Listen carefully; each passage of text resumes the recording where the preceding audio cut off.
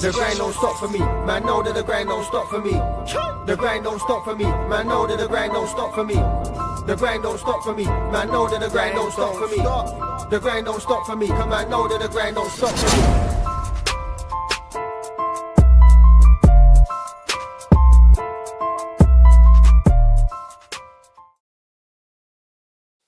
Yes, yes, yes, people. We're back again. Well, I say we. Looks like a solo mission today. So it's just me, your host for the evening, Kairo L-B.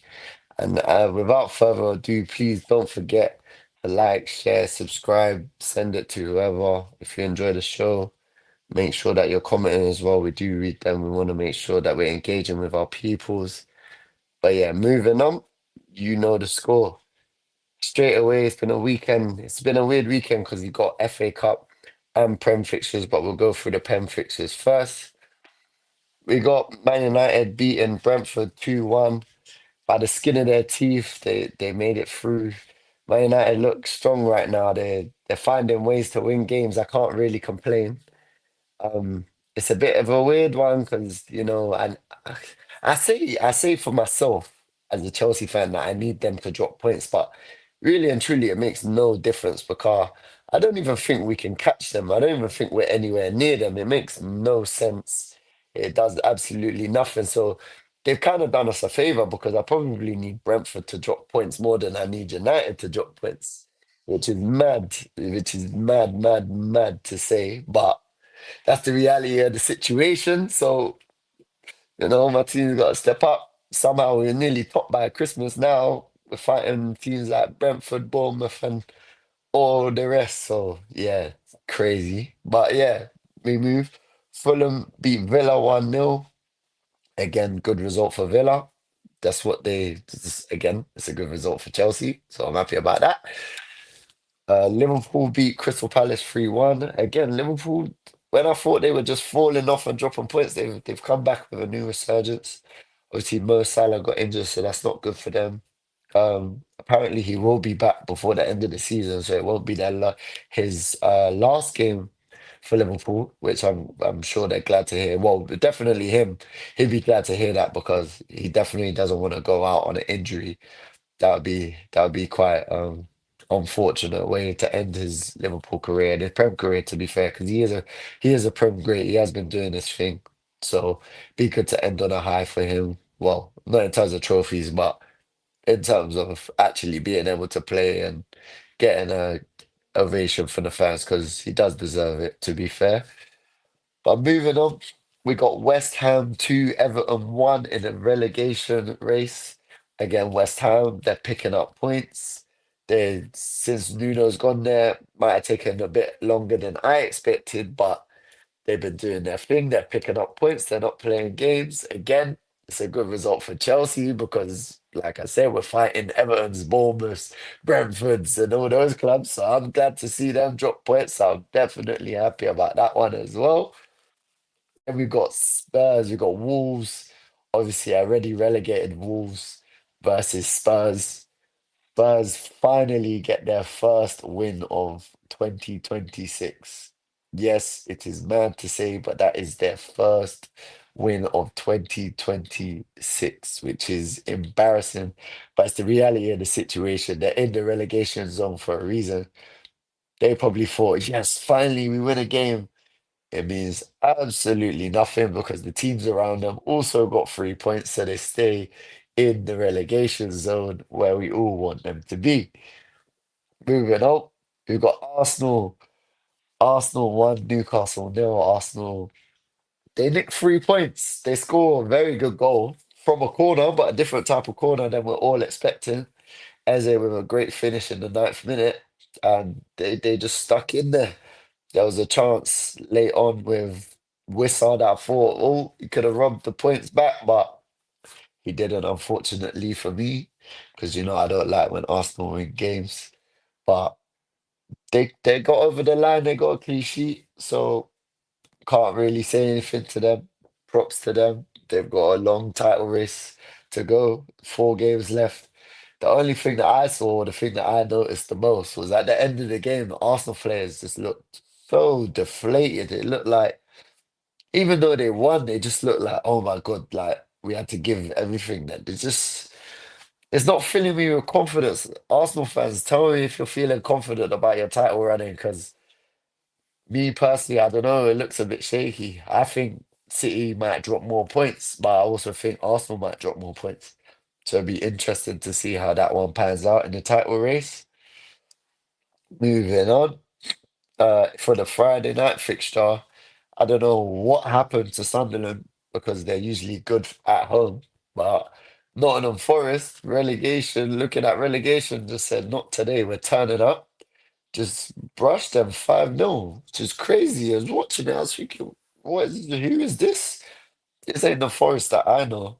So crazy, crazy, crazy game. But yeah, 5-0 away from home. The Sunderland fans were leaving in the first half. They said, I've had enough of this. It's crazy, absolute crazy. The league table is looking like this. Arsenal at the top, 3 points clear, but obviously City still have to play, so they have their game in hand.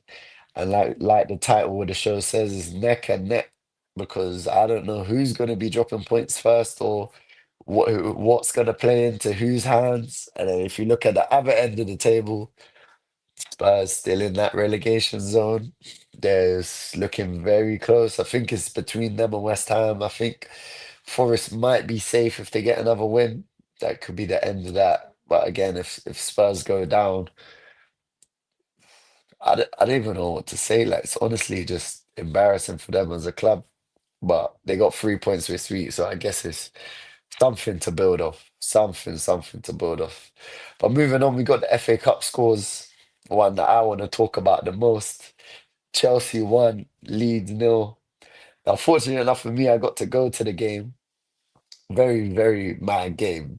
Props to the Leeds fans, by the way, because they were loud. That is some serious, serious noise that was coming out of their side of the stadium.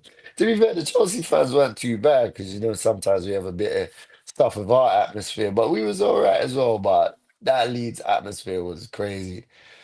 But again, Enzo Fernandez shows up when we need him and goes and gets us the win that puts us through to the final. And if you watch the trip, you know that I've been saying for a while, I think we're going to win the FA Cup. Now, it's not going to be easy considering who we have to play, which you'll find out shortly if you don't know already.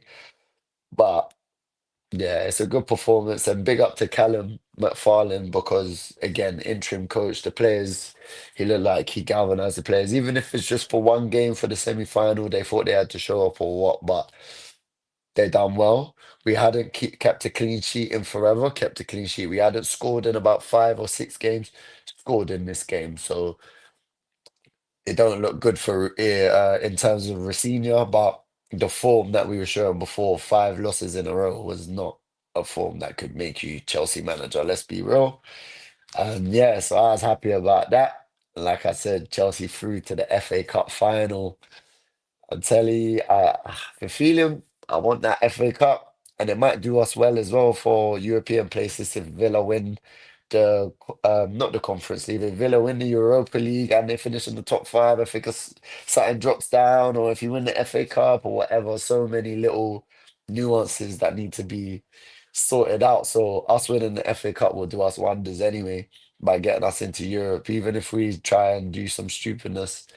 I think we could then qualify for Europa League that way if we win the thing, which again, I'm not saying I want it to go that way, but it's the reality of the situation that we're in.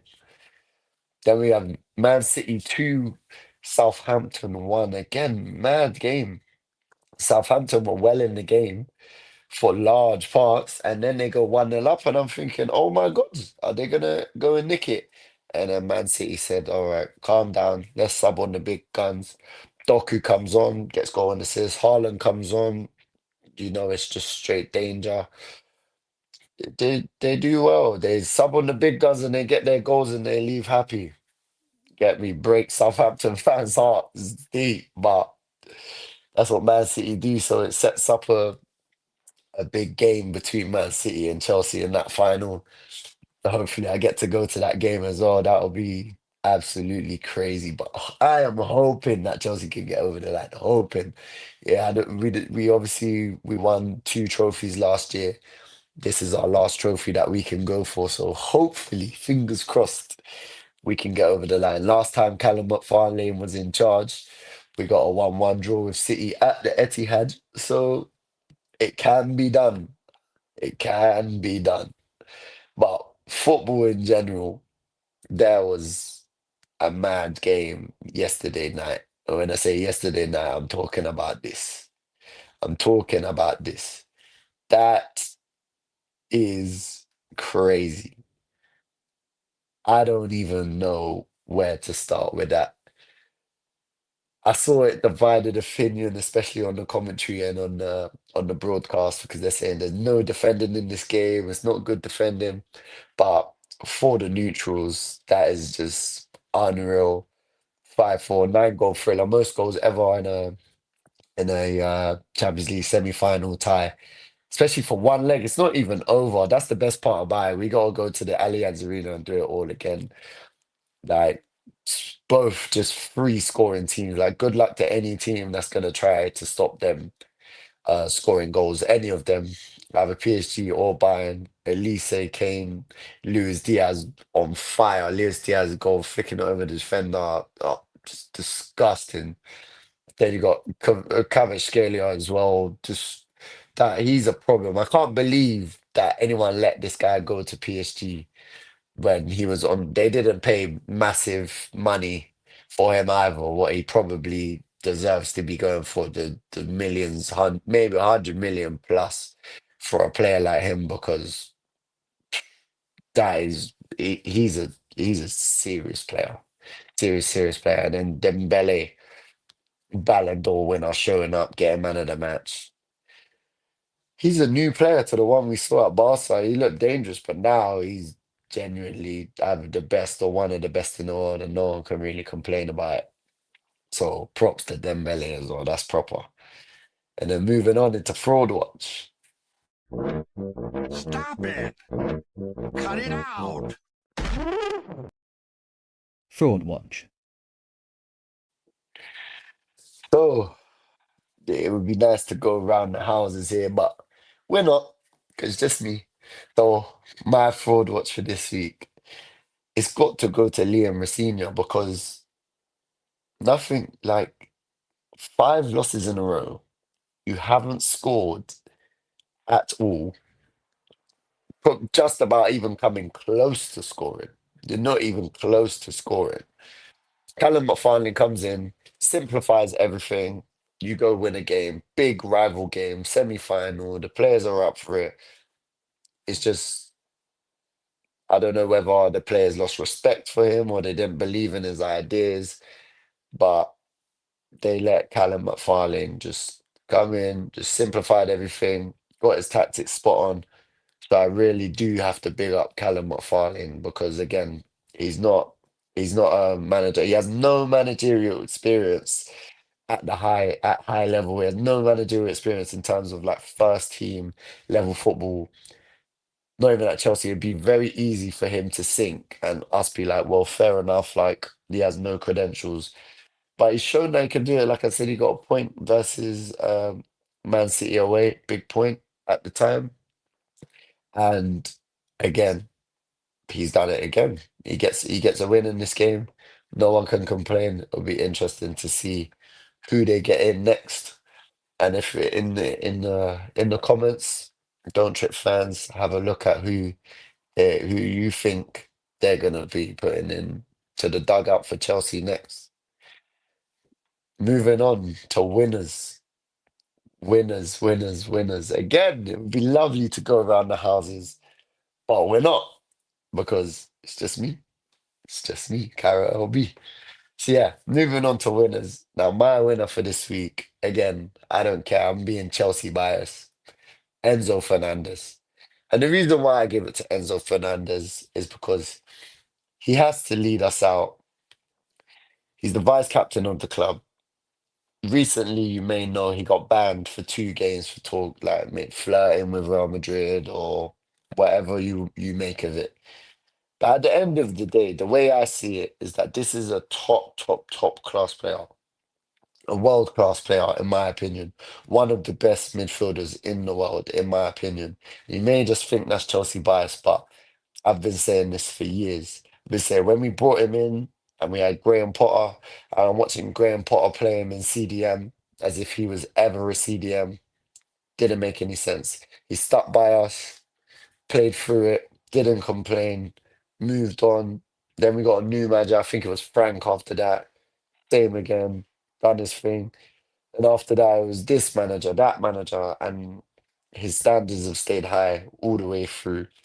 And then now he's having the season that he probably deserves.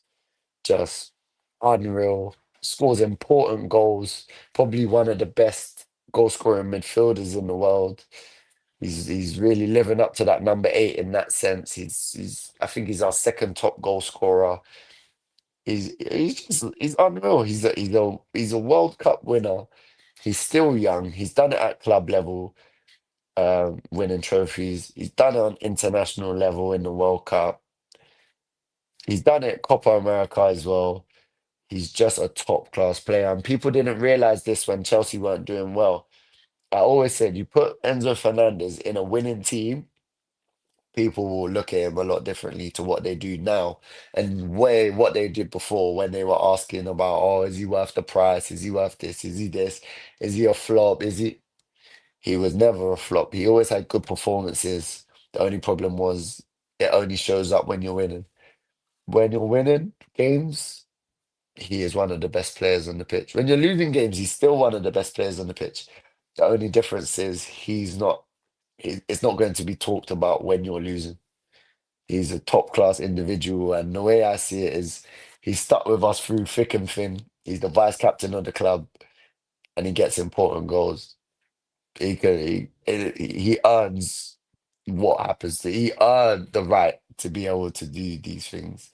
Earned the right to maybe under this ownership, and they're doing all of this rubbish and saying, "Oh yeah, we're only signing young players," and da da da. He wants to be in a team that wins. He's a winner, ultimate winner. And that's why Enzo Fernandez is my winner of the week for sure. 'Cause he's just sent my club into another FA Cup final. And again, if we have a good game and we win that, I'm sure his fingerprints will be all over that game as well. But that'll be enough from me. Yeah, I love the sound of my own voice, but not for 18 minutes. Get what I'm saying? Hopefully, the other members of Don't Trip will be back. Please, please, please like, comment, share, subscribe. Don't be shy. Leave comments. Tell me what you think. And I've been Kairo L-B. We've been Don't Trip, the whole family. Big up everyone that joined. I am out.